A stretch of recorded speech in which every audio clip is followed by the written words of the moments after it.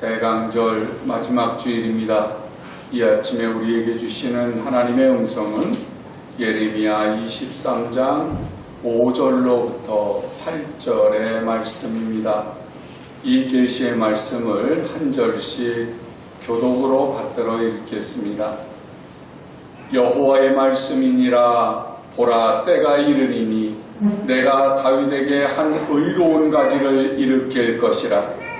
그가 왕이 되어 지혜롭게 다스리며 세상에서 정의와 공의를 행할 것이며 그의 날에 나라는 구원을 받겠고 이스라엘은 평안히 살 것이며 그의 영혼은 여호와 그의 공의가 일컬음을 받으리라. 그러므로 여호와의 말씀이니라. 보라, 날이 이르리니 그들이 다시는 이스라엘 자손을 애굽 땅에서 인도하여 내신 여호와의 사심으로 맹세하지 아니하고 이스라엘 자손을 족장 그 모든 쫓겨났던 나라에서 인도하여 내신 여호와의 사심으로 맹세할 것이며 그들이 자기 땅에 살리라 하시니라. 아멘. 우리 서로 좌우 옆으로 인사를 나누시겠습니다. 예수님 닮으셨습니다. 예수님 닮으셨습니다. 서로 또 축복도 나누시겠습니다. 당신은 하나님의 복덩이십니다. 네, 당신은 하나님의 복덩이십니다. 이제 주님 앞에 고백하시겠습니다. 예수님으로 만족합니다. 네, 진심으로 예수님으로 만족하셔서 행복한 나날들을 사시게 되기를 주님의 이름으로 간절히 축원합니다. 세상살이라고 하는 것이 나름대로 우리가 열정적으로 지금 살아오셨잖아요. 때로는 70년, 때로는 60년, 50년, 또 지금 젊은 모습으로 산다고 하시더라도 3, 40년 누구나 다 치열하게 세상을 열정적으로 살았는데, 그런데 참 미래가 잘 보여지지 않고 현실이 가혹하게 느껴지고 또 현실에 비해서 나 스스로가 무능하게 느껴질 때 참 그때 우리는 가끔씩 답답해서 그런 소리를 할 거예요. 나 지금 잘하고 있어?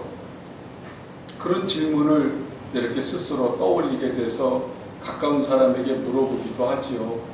때로는 나중에 뭘 먹고 살까? 그렇게 걱정하기도 하고요. 어떤 때는 지금 이대로 괜찮은 건가 하는 그런 두려움이 우리 앞에 있을 수도 있어요.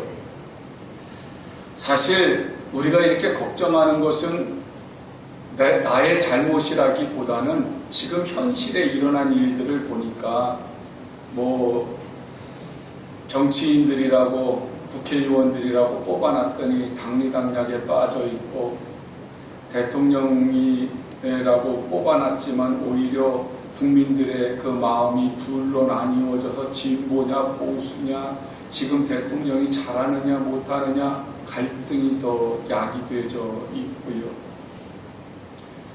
경제 상황을 보니까 올해도 힘들었는데 내년에는 더 힘들다는 소리가 이곳저곳에서 전망이 돼서 나오는 때가 있고, 국방이나 치안을 보았더니 그건 역시 튼튼하지 못해서 뭐 그냥 북한에서는 몇백 톤짜리를 쏠 수 있는 무슨 엔진을 발전시켰느니 일본에서는 무슨 뭐 국방비 예산을 늘려서 앞으로 우리나라가 요청하지 않아도 한반도나 국제정세에 무슨 문제가 있으면 자발적으로 전쟁에 참여하겠다고 하는 엄포를 놓게 되니까 우리는 또 불안하잖아요. 그런데다가 우방이라고 여긴 미국이, 일본이 그렇게 자기네가 무기를 가지고 대한민국이 요청하지 않아도 한반도나 주변에 전쟁이 일어나면 참여하겠다고 했더니 잘했다고 동의를 해주는 그 모습을 보면서 믿을 만한 우방이 하나도 없다는 것을 우리가 느끼게 돼요. 사회의 여러 가지 조류들을 보면서도 정말 내가 이 시대를 사는데 잘 살고 있을까? 지금 내가 잘하고 있는 건가 하는 그런 두려움과 걱정을 안 할 수가 없어요. 그러니까 내 잘못이라기보다는 세상적인 그러한 탓들이 참 많지요. 2000년 전에 유대인들도 로마의 그 속국으로 살면서 얼마나 많이 불안했겠어요. 이 나라가 과연 독립을 이룰 수 있을 것인가? 이 가난한 나라가 부유하게 될 수 있을 것인가? 이 가난한 민족이 정말 행복하게 살 수 있을 것인가? 그들은 두려움에 사로잡혀서 오직 하나 메시아가 오시면 해결될 거다. 그리스도 그분이 오시기만 하면 우리의 모든 영육간의 문제는 해결될 거라고 그들이 아주 고대를 하면서 예수님을 기다렸죠. 요즘 우리들의 심정이 그렇습니다. 우리들의 심정이 정말 이 흩어진 민심도 모으고 경제도 다시 정돈해서 일으켜 세우고 설킨 난제들을 슬기롭게 해결할 만한 지도자가 좀 없을까? 어른다운 어른들이 없을까? 그러면서 이 시대의 지도자를 우리가 간절히 찾고 있죠. 그런데요, 정답부터 말하면요, 사람이 다스리는 곳에는 정의나 공의가 없습니다. 이게 정답이에요. 우리가 오직 예수 그리스도, 우리가 오직 하나님을 바라는 이유는 죄인인 이 인간들이 다스리는 곳에는 정의와 공의로 우리를 만족시켜줄 만한 사람이 없기 때문에 그래요. 그래서 주님을 소망으로 삼는 거예요. 하나님은 아담을 창조하시고 세상을 다스릴 수 있는 권한을 주셨어요. 창세기 1장 28절의 말씀을 보시면 하나님이 그들에게 복을 주시며 하나님이 그들에게 이르시되 생육하고 번성하여 땅에 충만하라. 땅을 정복하라. 바다의 물고기와 하늘의 새와 땅에 움직이는 모든 생물을 다스리라. 그렇게 축복해 주셨어요. 그리고 하나님의 권한을 다 위임시켜 주셨어요. 아담과 하와는 생육하고 번성하고 땅에 충만할 뿐만 아니라 땅을 정복하고 다스리는 권세까지 위임받았어요. 그런데 그들이 타락한 이후 그들은 이 세상을 엉망진창으로 만들었습니다. 죄로 가득하게 만들었어요. 아담이 하나님에게서 만들어진 이후 불과 1000년이 지난 세월 동안 이 세상은 죄악으로 너무나 차고 넘쳐서 하나님이 심판하지 않을 수 없는 상황에 이르러버리고 말았어요. 그래서 하나님은 홍수로 세상을 심판하시지요. 그리고 노아의 가족들 8명으로 다시 세상을 새롭게 시작하세요. 그런데 노아와 노아의 가족들에게 주신 축복은 오늘 아담에게 주신 축복과 비슷하지만 다릅니다. 창세기 9장 1절의 말씀을 보시면 하나님이 노아와 그 아들들에게 복을 주시며 그들에게 이르시되 생육하고 번성하여 땅에 충만하라. 그렇게 말씀을 했어요. 뭐가 빠졌어요? 땅을 정복하고 다스려라 하는 다스림에 대한 권한을 주시지 않습니다. 왜냐하면 타락한 인간이 다스리는 그 세상은 타락할 수밖에 없고 그곳은 하나님이 보시기에 아름다운 정의와 공의가 흘러내려갈 수가 없는 곳이기 때문에 그래요. 사람들이 너무나도 죄가 많아서 하나님이 홍수로 심판하셨거든요. 그리고 불과 8명의 식구, 그 8명의 사람으로 또다시 새로운 세상을 시작하시는데도 불구하고 죄는 끊어지지 않았어요. 그 8명 속에 죄가 같이 흘러서 이 세상에 다시 사람들이 많아지기 시작했을 때에는 역시 죄도 그만큼 널리 널리 퍼져서 풍성하게 차고 넘쳤던 거예요. 하나님은 노아가 죄가 없어서 구원하신 게 아닙니다. 하나님은 노아가 완벽해서 그를 통해서 새로운 세상을 여시고자 했던 게 아니에요. 노아는 우리와 같은 죄인입니다. 노아의 자녀들도 죄인이에요. 그러나 노아가 구원받을 수 있었던 것은 하나님의 은혜를 입었기 때문이에요. 노아가 하나님의 은혜를 입었다고 하는 것은 그가 하나님의 말씀에 순종했다는 말이고요. 그가 하나님의 말씀에 순종했다는 것은 하나님을 왕으로 여기고 하나님의 말씀에 모든 것들을 내어 맡겼던 삶이죠. 그럼에도 불구하고 죄는 끊어지지 않았어요. 죄는 사라지지 않았어요. 하나님이 세상을 홍수로 심판은 하셨지만 그 죄가 사라지지 않고 사람들의 마음에 계획하고 생각하는 모든 것들이 악하다고 하는 것을 하나님이 아셨기 때문에 다시는 홍수로 세상을 심판하지는 않겠다고 약속하시죠. 왜냐하면 홍수로 또 심판하신다 한들 그 죄의 문제는 해결되지 않으니까요. 그 대신에 하나님이 하나님의 그 백성들을 통해서 내가 왕이야. 너희는 나의 백성이야. 그러니 너희가 내 말을 따르면 내가 너희를 회복시켜 줄게. 그렇게 약속하셨어요. 그래서 이스라엘 백성들을 대표자로 삼으신 거예요. 출애굽기 19장 5절과 6절의 말씀을 보시면은요, 세계가 다 내게 속하였나니 너희가 내 말을 잘 듣고 내 언약을 지키면 너희는 모든 민족 중에서 내 소유가 되겠고 너희가 내게 대하여 제사장 나라가 되며 거룩한 백성이 되리라. 너는 이 말을 이스라엘 자손에게 전할지니라. 그렇게 말씀하시거든요. 이 말씀이 무슨 말씀이세요? 이스라엘 백성들이 이 세상 전체가 다 하나님의 백성들이고 하나님의 나라인데 이스라엘 백성들이 그 중에 대표자예요. 그들이 하나님의 말씀을 잘 듣고 하나님의 약속을 잘 지키면 하나님께 대해서 제사장 나라가 되고 거룩한 백성이 될 거예요. 그 말은 이스라엘 백성들이 그렇게 하나님과의 언약을 잘 지키면 다른 나라들도 다른 백성들도 이스라엘 백성들을 보고 하나님 나라의 백성으로 돌아올 것이라고 하는 그러한 기대를 가지고 하나님께서 이스라엘 백성들을 하나님의 백성으로 선택을 하셨던 거죠. 이스라엘 백성들이 죄가 없어서가 아니에요. 그들이 완전해서가 아니에요. 하나님은 그들을 모델로 삼으셔서 대표자로 삼으셔서 이 세상 민족을 구원하기로 생각을 하시고 작정하셨던 거죠.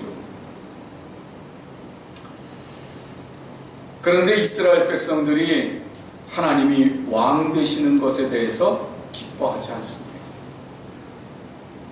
이스라엘 백성들이 하나님의 말씀을 잘 듣고 언약을 지켜서 모든 민족 중에서 하나님의 소유가 되고 하나님의 자녀가 되고 하나님의 나라가 됐어야 하는데, 그런데 이 이스라엘 백성들이 하나님이 왕이시라고 하는 게 싫어요. 거부하는 거예요. 그래서 인간 왕을 요구하게 돼요. 하나님은 인간 정권에 대한 모든 부조리와 또 그 인간 그 지도자의 안 좋은 모습들, 단점들, 이런 것들을 자세히 성경에 보면 알려주세요. 그럼에도 불구하고 이스라엘 백성들은 이방 민족처럼 인간 왕을 달라는 겁니다. 인간 지도자를 달라는 겁니다. 하나님은 그 이스라엘 백성들의 요청에 의해서 이스라엘의 초대 임금 사울을 왕으로 주시지요. 이스라엘 백성들이 어려움을 겪기 시작한 것은 가만히 보면 하나님의 말씀을 떠났을 때, 하나님의 언약을 떠났을 때 그들이 어려움과 고통을 당했음을 우리들이 알 수 있음에도 불구하고, 그들도 역시 그것을 깨닫고 있음에도 불구하고 인간 왕을 주시면 인간 왕이 모든 것을 해결할 줄 알았어요. 더 큰 죄지요. 자기들이 회개하기보다는 자기들의 문제를 해결해주는 인간 왕. 왜냐하면 똑같은 인간이니까, 똑같은 죄인이니까 자기 입장에서 대변해 줄 줄 알았거든요. 그런데 결국 그 인간 왕 때문에 이스라엘은 멸망당하고 말았어요.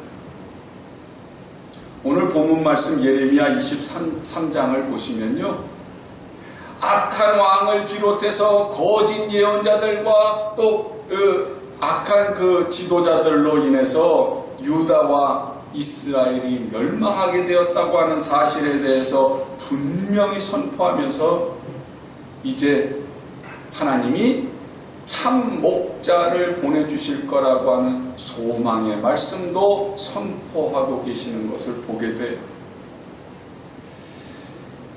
본문 말씀 5절과 6절의 말씀을 다시 한번 찬찬히 살펴보시면 여호와의 말씀이니라.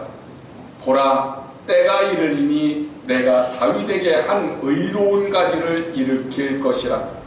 그가 왕이 되어 지혜롭게 다스리며 세상에서 정의와 공의를 행할 것이며 그의 날에 유다는 구원을 받겠고 이스라엘은 평안히 살 것이며 그의 이름은 여호와 우리의 공의라 일컬음을 받으리라. 그렇게 말씀을 하세요.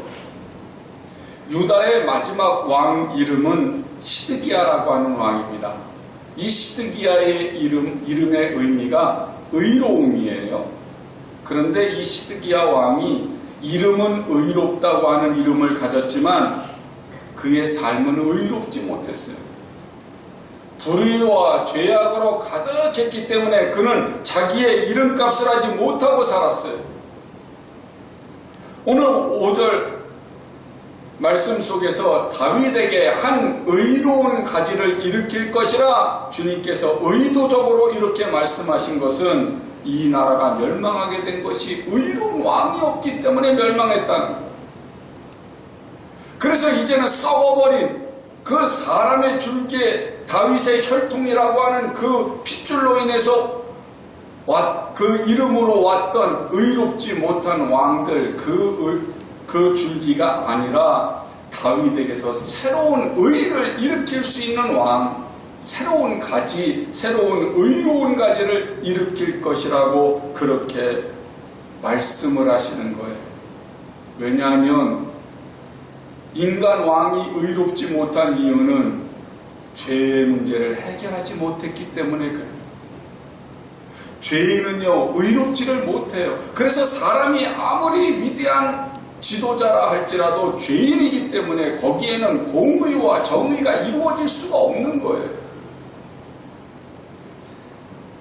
하나님께서 다윗에게 한 의로운 가지를 일으키시겠다고 하는 그 말씀은 바로 죄의 문제를 해결하고 죄와는 상관이 없는 새로운 왕을 세우실 거라는 거죠. 그 새로운 왕이어야 죄와는 상관없는 분이셔야 세상에서 정의와 공의를 행하실 거니까요.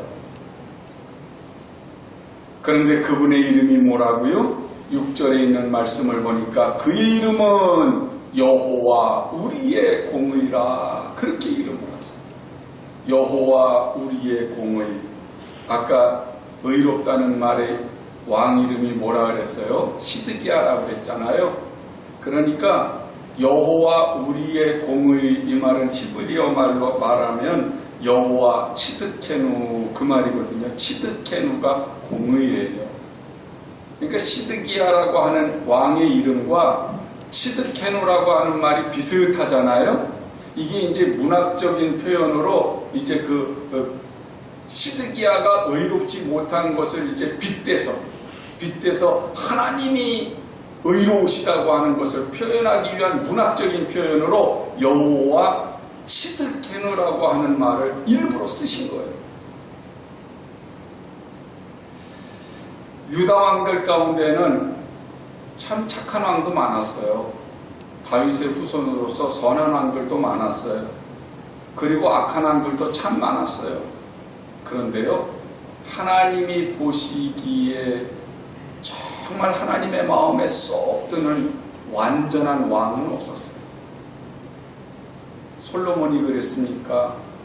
르호보암이 그랬습니까? 아니면 그들의 자녀들이 그랬습니까? 그들은 다 육신적인 모습으로, 세상적인 모습으로, 세속적인 모습으로 하나님을 이용하려고만 했지, 하나님 편에 서서 하나님이 맡겨주신 그 다스림의 권한을 제대로 누리려고 하고, 그리고 백성들을 섬기려고 했던 사람들은 없었어요. 주전 600년경 유다 말기, 유다가 이렇게 멸망하게 되기 바로 직전, 지금 유다 주변에 이집트라든지 바벨론이라든지 이런 나라들이 계속해서 유다를 공격합니다. 그러면 왕이라면 어떻게 해야 돼요? 나라를 지켜야죠. 국민들을 위해서 목숨을 걸어야죠. 지도자들이라면 정말 국민들을 위해서 최선을 다해야 될 거예요. 그런데 나라가 망조가 들면 그렇지 않아요. 왕은 자기 살 길을 열기 위해서 몸부림을 칩니다. 지도자들은요, 자기 살 길을 위해서 불의를 행하고 거짓을 행하고 국민들에게 달콤한 소리만 해대면서 자기의 사리사욕을 채우는 데 앞장섰어요. 이게 오늘 성경 본문 말씀의 배경이에요. 가장 근본적인 문제는 무엇이 옳고 그른 것인가를 제대로 판단할 수가 없어요. 그래서 예레미야 같은 참된 선지자가 하나님의 말씀을 전할 때에 왕을 비롯해서 지도자들이요, 이 예레미야를 반대하고 죽이려고 감옥에까지 집어넣기도 하고요, 땅속에 그냥 목만 이렇게 내놓고 묻기까지 하는 아주 참담한 상황이었어요. 7절과 8절의 말씀이 이 참담한 상황 속에서 위로의 말씀으로 갑자기 바뀌는 것을 볼 수 있습니다. 그러므로 여호와의 말씀이니라. 보라, 날이 이르리니 그들이 다시는 이스라엘 자손을 애굽 땅에서 인도하여 내신 여호와의 사심으로 맹세하지 아니하고 이스라엘 집 자손을 북쪽 땅 그 모든 쫓겨났던 나라에서 인도하여 내신 여호와의 사심으로 맹세할 것이며 그들이 자기 땅에서 살리라 하시니라 그러거든요. 이게 무엇을 말씀하는 거예요? 이스라엘 자손을 애굽 땅에서 인도하여 내신 여호와, 그것은 출애굽 때 에집트에서 홍해를 가르시고 이스라엘 백성들을 구원하신 하나님을 의미하거든요. 광야에서 40년 동안 이스라엘 백성들을 인도하신 그 하나님을 의미하는 거거든요. 그러면 출애굽 때면 이들로부터 적어도 900년 전, 1000년 전의 사건이에요. 그때의 하나님으로 맹세하지 아니하고, 그 말은 무슨 얘기입니까? 과거의 하나님의, 과거의 은혜로 말씀하시는 것이 아니라는 거예요. 그러면요, 8절에 이스라엘 집 자손을 북쪽 땅 그 모든 쫓겨났던 나라에서 인도하여 내신 여호와의 사심으로 맹세한다. 그 말은 지금 이스라엘이 유다가 바벨론에 의해서 멸망을 당했는데, 그 바벨론에 의해서 멸망당했지만 바벨론에서 돌아오게 하시는 하나님, 지금 살아계시는 하나님, 지금 역사하시는 하나님, 그 하나님의 이름으로 맹세하는데 어떻게 할 거라고요? 자기 땅에서 살리라. 나라를 잃어버릴 거예요. 고향을 떠나야 돼요. 정처 없이 방황을 해야 되는 그러한 상황이에요. 그런데 주님이 뭐라고 맹세하세요? 자기 땅에서 살 거다. 여러분, 애굽의 하나님, 과거의 하나님이 아니라 바벨론에서 구원하신 지금 역사하시는 하나님, 그 말은요, 우리의 믿음이 과거에 내가 받은 은혜로만 만족하지 말고 지금 하나님을 누리라는 거예요. 지금 하나님을 체험하라는 거예요. 지금 다스리시는 하나님, 그 하나님을 만나라는 거예요. 그래야 하나님의 나라가 내 마음 속에서, 내 삶 속에서 나타나는 거예요. 예수님이 이 땅에 오신 목적은요, 우리의 죄의 문제를 완벽하게 해결하실 뿐만 아니라 우리의 의의 문제까지도 해결하시기 위해서 오셨어요. 그냥 죄만 없게 하시려고 하는 게 아니에요. 내가 의롭다, 죄가 없다, 칭의, 의인으로서 하나님의 자녀다운 삶을 살게 하시기 위해서 오신 거예요. 로마서 3장 23절로부터 24절의 말씀을 보시면은요, 모든 사람이 죄를 범하였음에 하나님의 영광에 이르지 못하더니 그리스도 예수 안에 있는 속량으로 말미암아 하나님의 은혜로 값없이 의롭다 하심을 얻은 자 되었느니라, 그렇게 말씀하시거든요. 죄의 문제가 해결되지 않고는요, 노아의 시대처럼 홍수가 또 일어나고 무슨 심판이 또다시 와가지고 새로운 세상이 열린다고 하더라도 세상은 바뀌지 않습니다. 이 세상이 심판받을 것 같고 막 이제 종말이 날 것 같아서 다들 두려워하잖아요. 그런데 죄의 문제가 해결되지 않으면 세상 종말이 와서 사람들이 다 죽고 몇몇 사람이 살아가지고 새로운 세상이 열려진다고 하더라도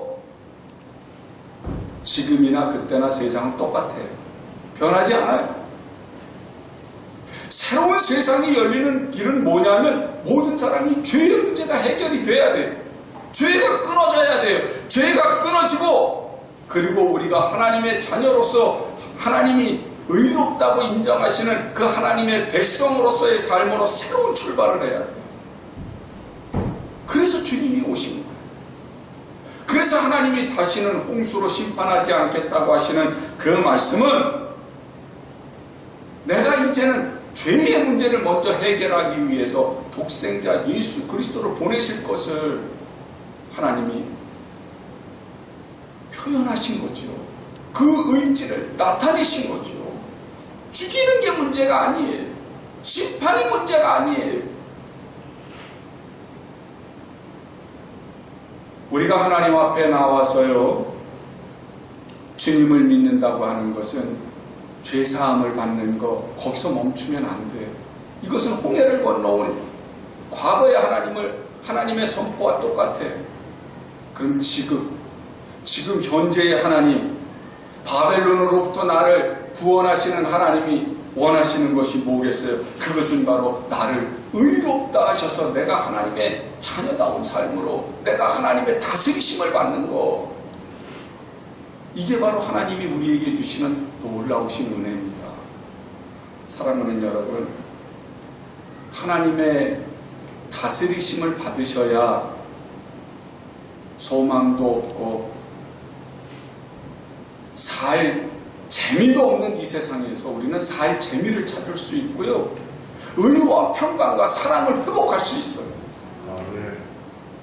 사마리아 여인 기억하십니까? 세상에서 가장 불행한 여인 중에 하나가 사마리아 여인이에요. 얼마나 힘들었겠어요. 자기의 인생을 바꿔보기 위해서 수차례 남편을 바꿔가면서 인생에 여러 가지 변화를 도전해 봅니다. 그러나 바뀌지 않아요. 해결되지 않아요. 그런데 주님을 만났어요. 주님을 만난 후에 그 여인의 인생이 바뀌어져요. 죄의 문제가 해결되고 나니까, 그리고 주님께서 그에게 의의 의인으로서의 칭호를 내려주시니까 그가 이제는 새로운 심령으로 거듭나게 되는 것을 볼 수 있어요. 주님의 다스리심을 받기만 하면 지금 사는 이 땅이 지옥 같더라도 이 땅이 천국으로 바뀌어지게 되는 거예요. 여러분, 고린도전서 1장 30절의 말씀을 보시면요, 너희는 하나님으로부터 나서 그리스도 예수 안에 있고 예수는 하나님으로부터 나와서 우리에게 지혜와 의로움과 거룩함과 구원함이 되셨다, 그렇게 말씀을 하세요. 우리가 예수님을 믿고 얻은 축복이 뭐예요? 하나님을 아는 지혜를 얻었어요. 천국을 아는 지혜를 얻었어요. 삶의 풍요로움과 삶의 의미를 아는 지혜를 얻었어요. 그것으로 끝나는 게 아니잖아요. 우리가 거룩함을 얻었어요. 죄로부터 용서를 받았어요. 그리고 내가 하나님의 자녀로서 이제는 주님이 거룩하신 것 같이 나도 이제 거룩해지는 거룩함을 얻었어요. 우리는 구원함을 얻었어요. 예수님의 보혈로 말미암아 우리의 억만 죄악들이 다 사라졌어요. 검디 검은 죄악들이 흰눈보다도 더 깨끗해졌어요. 그런데 여기서 멈추었나요? 아니요. 주님이 우리의 의로움이 되셨어요. 주님은 내 죄가 없어졌다고 하기 위해서 십자가에서 죽으셨지만 내가 이제는 깨끗하게 되었다고, 내가 의로워졌다고 그것을 친히 보여주시기 위해서 부활하셨어요. 그래서 이제 나는 아직 죄의 본성은 가지고 있어요. 지금도 살면서 알게 모르게 죄는 지어요. 그런데 주님의 다스리심을 받고 난 이후부터는 내가 드러나는 게 아니라 주님이 드러나는 거예요. 그래서 주님이 우리의 의가 되시는 겁니다. 나는 죄인이에요. 그러나 주님이 의인이 되셔서 나를 덮어주시기에 하나님은 나를 죄인이라고 하지 않고 의인이라고 그러시는 거예요. 여러분, 이게 왜 소중하냐? 이것이 바로 말입니다. 이 거짓되고 불의하고 사회가 혼돈되어져 있을 때, 소망이 없고 죄가 창궐해서 하나님의 심판이 우리의 눈앞에 있을 때 우리가 담대함을 얻고 소망을 얻을 수 있는 것이 바로 무엇 때문이에요? 바로 예수 그리스도 때문이에요. 이게 중요한 거예요. 하나님은 과거의 역사로 멈춰 계시는 분이 아닙니다. 하나님은 지금 우리에게서 역사하셔서 우리를 다스려 주시고 우리를 의롭다고 하시고 우리에게 그들이 자기의 땅에서 살리라 약속해 주신 분이세요. 사랑하는 여러분, 우리가 어떤 상황을 만나든지 또 어떤 시간을 보내든지 또 어떤 장소에 있든지 우리는 주님의 다스리심을 받아야만 합니다. 언제나 주님과 동행하셔야만 합니다. 그렇지 않으면 죄의 문제가 해결되지 않고 또 우리들이 하나님의 다스림을 받지 못하면 우리에게는 평강도 소망도 없습니다. 군대에 들어가실 때 저는 군대를 안 가봐가지고요, 군대를 가는 사람들을 보면 참 부러워요. 근데 엊그저께도 보니까 BTS 그 노래 잘하는 아이들 있잖아요. 그 중에 멤버 하나가 군대를 갔더라고요. 텔레비에 보여주더라고요. 그런데 군대를 가니까 사회에서 있었던 옷을 다 벗더라고요. 그리고 군복을 입어요. 군복을 입는 순간 사회에서는 인정받는 가수였는지는 몰라도 군대 들어가면 이제는 가수가 아니에요. 뭐예요? 군복을 입는 순간 군인이에요. 군인. 뭐 사회에서는 선생님인 사람도 있을 것이고 뭐 목사님인 분도 계시겠죠. 근데 거기에는요 아마 강도도 있을지도 몰라. 군복을 입고요. 자기가 이제 군인이라고 하는 자부심을 갖기 시작을 합니다.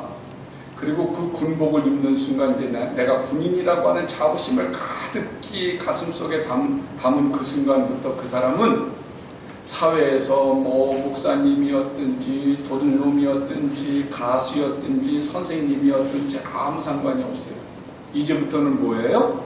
그냥 군인이에요. 자랑스러운 대한민국 군인이 돼서 사는 거예요. 신앙도 마찬가지.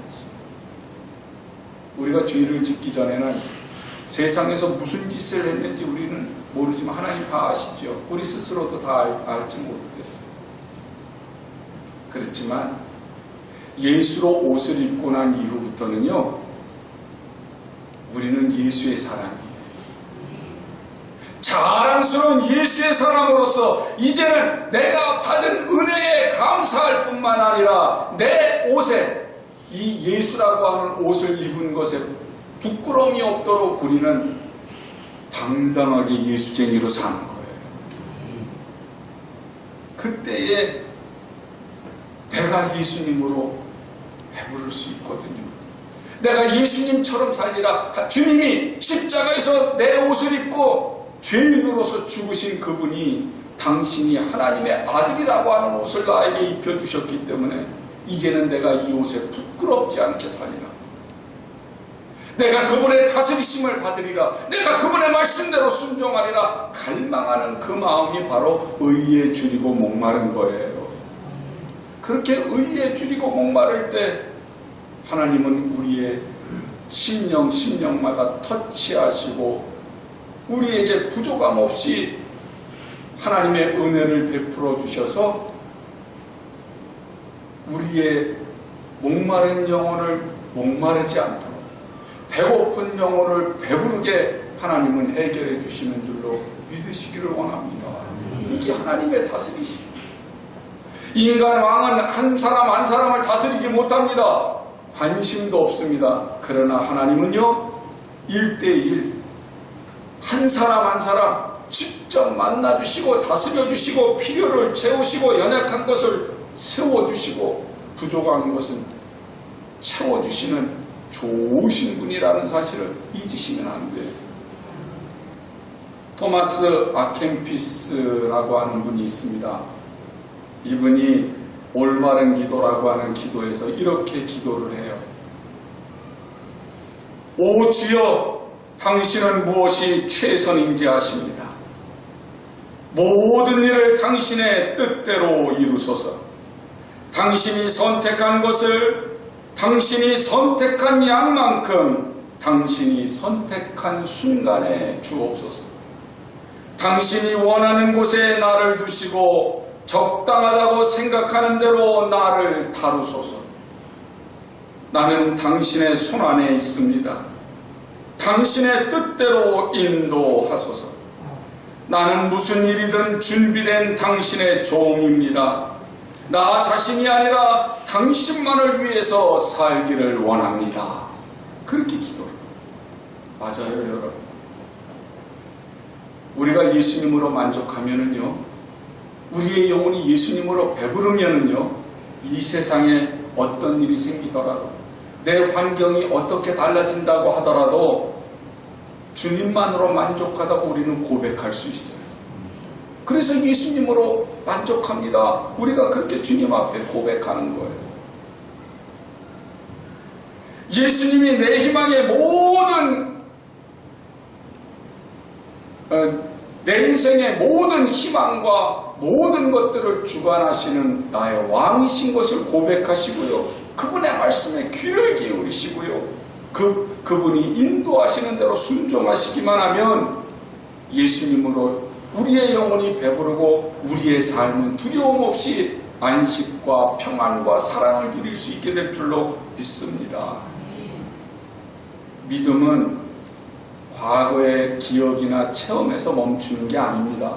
지금도 여전히 우리는 기적을 체험하고 있고 하나님 은혜를 체험하고 있고 우리는 하나님의 사랑을 체험하고 있는 거예요.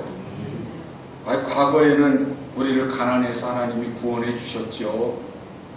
불치병에서도 난치병에서도 나를 치료해 주셨지요. 무섭고 외로운 환경 속에서도 나를 돌보아 주셨지요. 방탕한 길에서도 하나님은 나를 붙드셔서 구원의 길로 인도해 오셨지요. 그 여기까지 나를 있게 하신 하나님이 출애굽의 하나님이세요. 그럼 주님이 거기서 손을 놓고 기다리겠어요? 주님은 지금도 나를 붙들고 계세요. 지금도 나를 이끌어가고 계세요.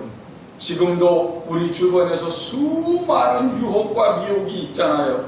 수많은 죄가 있잖아요. 술 취함과 방탕과 음란과 정욕과 우상 숭배들로 가득해서 우리들을 자꾸 영안이 어두워지게 하고 세상 멸망 끝으로 인도해 가잖아요.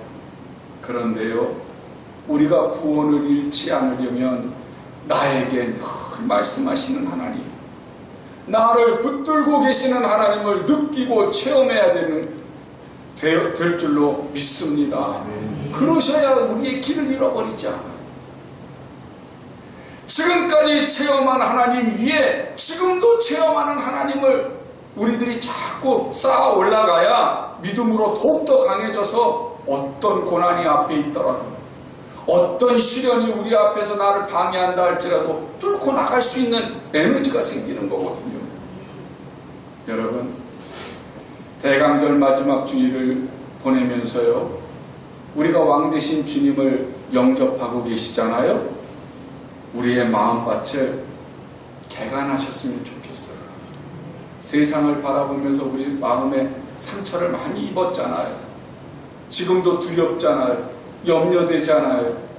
좋은 소식보다는 나쁜 소식이 더 많은 세상이 있잖아요.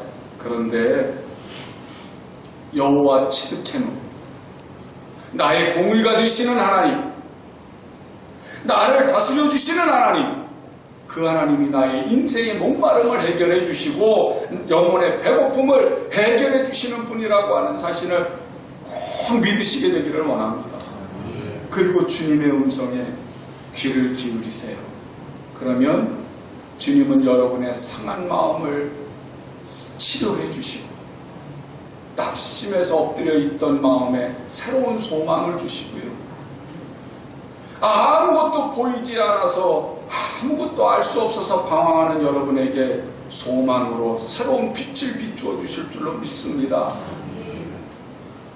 성탄절을 맞이하면서 여러분의 영안이 활짝 열려서 하나님이 주시는 놀라우신 은혜의 길이 보이시게 되기를 원합니다. 주님이 약속하시는 소망의 길로 힘차게 나아가시는 놀라운 축복이 여러분들 앞에 활짝 열려질 수 있게 되기를 예수님의 이름으로 간절히 축원합니다.